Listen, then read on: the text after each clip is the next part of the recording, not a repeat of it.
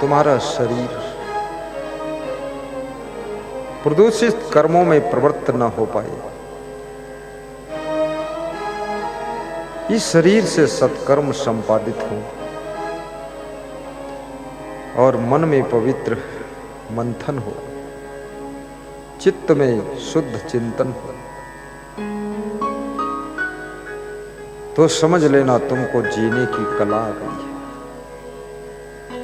दुखेश अनुद्विग्न मनः सुखेश विगत अस्पृहा, बीत राग भय क्रोधा स्थित धी मुनि उच्चते। जिस समय भगवान श्री कृष्ण अर्जुन को स्थित प्रज्ञ के लक्षण समझा रहे थे, कृष्ण कहते हैं, अर्जुन वो व्यक्ति स्थित प्रज्ञ है जो दुख के आने पर भी दुखी नहीं होता। दुख तो भगवान राम के ऊपर भी आए थे, और दुखी होना न होना ये आपके विवेक के ऊपर निर्भर करता है। हार जीत तो सभी नेताओं की होती है, दुखी होना न होना जिसको हार भी दुखी न कर पाए तो समझ लो वो हार कर भी जीता हुआ है।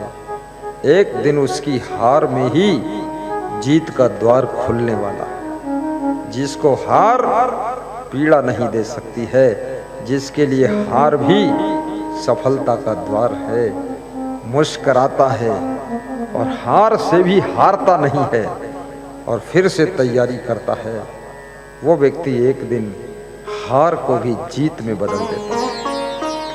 इसलिए हार में भी दुखी मत हो।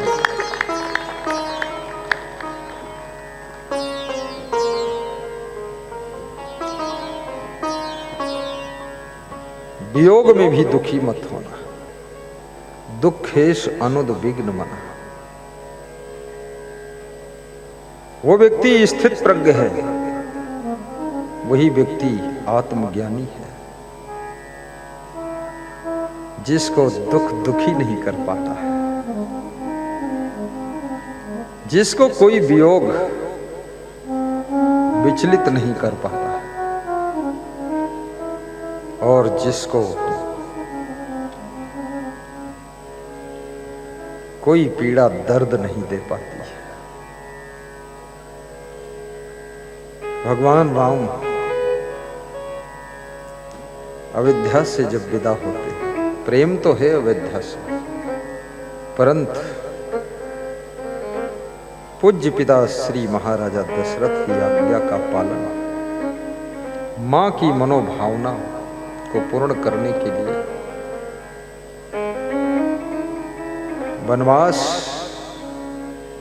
में जब उनका पहला पड़ाव निषाद राज के यहां होता, वहां रोते नहीं हैं, शिंसपा नाम के वृक्ष के नीचे पत्तियों को बिछाकर प्रभु विश्राम कर रहे हैं, और प्रभु को बहुत गहरी नींद आ गई है। लक्ष्मण और निषाद राज दोनों पहरेदारी कर रहे हैं। याद रखना, आपके साथ में यदि कोई मूल्यवान व्यक्ति है और यदि वो रात में सो रहा है तो उसकी सुरक्षा में पहरेदारी की आवश्यकता है। सोना, चांदी, हीरा, जवाहरात, मोती की सुरक्षा के लिए थोड़ा सोचने की जरूरत है, लेकिन कबाड़ का लोहा और मिट्टी का ढेला, उसकी पहरेदारी की उतना जरूरत नहीं। कुछ लोग भी ऐसे होते हैं जो कबाड़ होते हैं, कहीं पड़े रहे उनको कोई कुछ होने वाला, लेकिन पूर्व मंत्री श्री लोकेश सिंह जी के सुपुत्र रिंकू भाई भी पधारे। ऐसे व्यक्तियों के लिए पहरेदारी की आवश्यकता है। एक कीमती व्यक्ति है।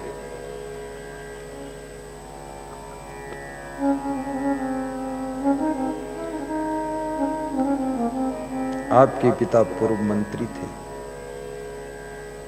उनका नाम लोकेश सिंह था, आपका नाम श्री वीरेश सिंह है, और प्रेम से लोग रिंकू भैया के नाम से पुकारते हैं। उपनाम रिंकू छोटा नाम है, और प्रेम में लोग छोटा नाम ही बोलते हैं। राम का नाम कितना छोटा, 2 ही शब्द है। ध्यान एकाग्र करो। दुखेश अनुद्विग्न मनः सुखेश विगत अस्पृहा। कृष्ण कहते हैं अर्जुन, जो सुख के मिलने पर जितना सुख मिला है उसी में जो खुश है, सेटिस्फाई है। देखिए बहुत बारीक बात है, सुख सबको मिला है लेकिन सुख से भी लोग संतुष्ट नहीं। जो सुख मिला है उसमें संतुष्ट नहीं। जो पति मिला है, जो पत्नी मिली है, जो बेटा मिला, बेटी मिली, बहू मिली, घर मिला, मकान मिला, गाड़ी मिली, उसमें सेटिस्फाई नहीं, संतुष्ट नहीं। इससे भी अच्छा और चाहिए। जब ये बात अंदर पैदा हो जाती है तो जो सुख मिला है उस सुख का स्वाद तुम नहीं ले पाते हो, और जो सुख नहीं मिला है उसकी कामना और कल्पना में तुम्हारा मन उसकी दौड़ में लग जाता है। तो वर्तमान का सुख भी तुम्हारे लिए वंचित हो जाता है, और जो काल्पनिक सुख सोच रखा है वो मिले न मिले उसका कोई भरोसा नहीं है। तो दोनों दिन से गए पाड़े, न हलवा रहे न माड़े। जो सुख मिला था इसको भी नहीं भोग पाए, और जिस सुख की कल्पना कर रहे थे वो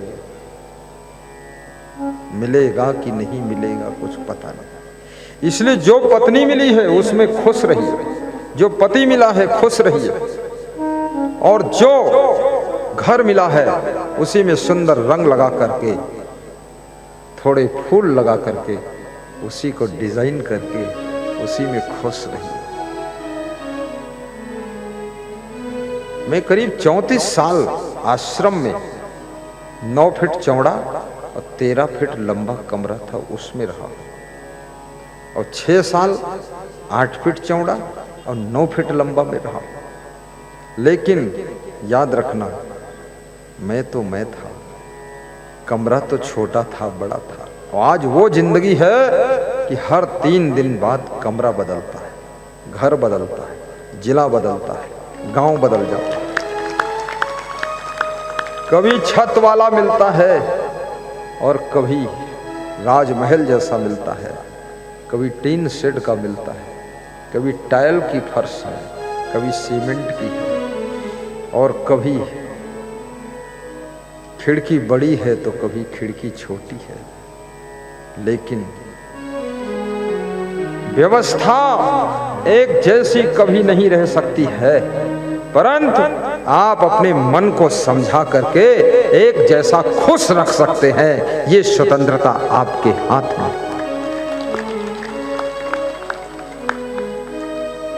कभी गर्मी कभी सर्दी, ये कुदरत के नजारे हैं।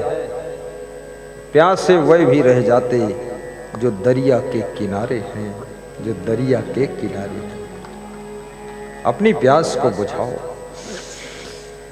कभी कभी अपने आप से बात किया करो और स्वयं से कहा करो कि जो मिला है ये बहुत है, जो खो गया है वो मेरा नहीं था, और जो मिलने वाला है वो मेरा भाग्य है, और जो मिलने वाला ही नहीं है उसका मेरे अंदर त्याग है। झंझट खत्म करो। और याद रखना, कर्म एक ऐसी चाबी है जो भाग्य के बड़े से बड़े ताले को खोल देता है। आप भाग्य की रेखाएं मत देखिए, ज्योतिषी के चक्कर में मत फंसिए, कोई इस तरह के ठग बाबा के चक्कर में मत फंसिए कि बाबा कुछ कर देगा। बाबा ढाबा लाबा काबा कुछ नहीं, सिर्फ और सिर्फ महात्मा के पास में जाइए तो इसलिए जाइए कि आपके कर्म को सत्कर्म में डाइवर्ट कर दे।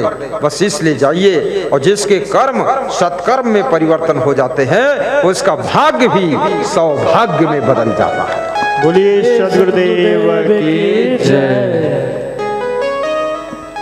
जो तुम्हारे स्वभाव को सुधार दे, स्वभाव बदलिए।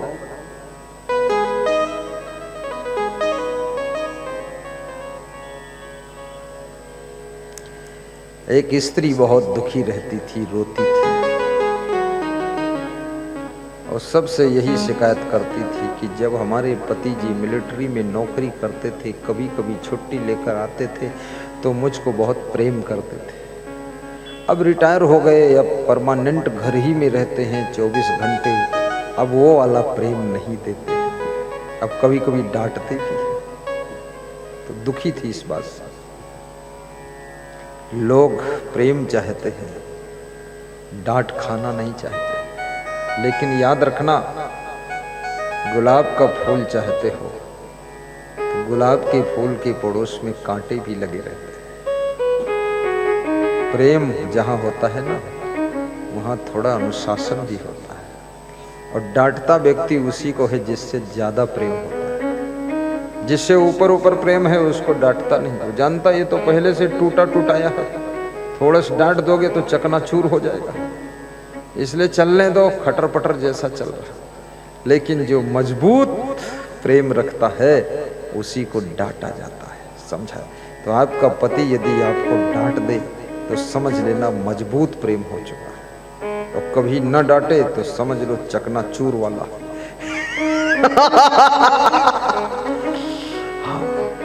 और आपकी पत्नी कभी कभी आपको थोड़ा टाइट समझाए, राइट समझाए, तो समझ लेना इसने अब आपको दिल में बसा लिया। और आपकी पत्नी कभी कभी कहे ये कुर्ता उतारिए, उस रंग का पहनिए, इस रंग का पैजामा पहनिए, और ये टोपी लगाइए, ऐसा ऐसा बोले, तो समझ लेना अब वो भगवान का ध्यान नहीं करती है, वो अब तुम्हारा ही पूरा ध्यान रखती है। हाँ, इसलिए ऐसा कहती है। नाराज मत होना कि तिकड़म बताती हो, ये पहनो वो पहनो, हम जो पहन लिए सो पहन लिए, ऐसे बोरा छाप मत बनना, मान लेना, मुस्कुरा देना। हमारे एक संत ने हम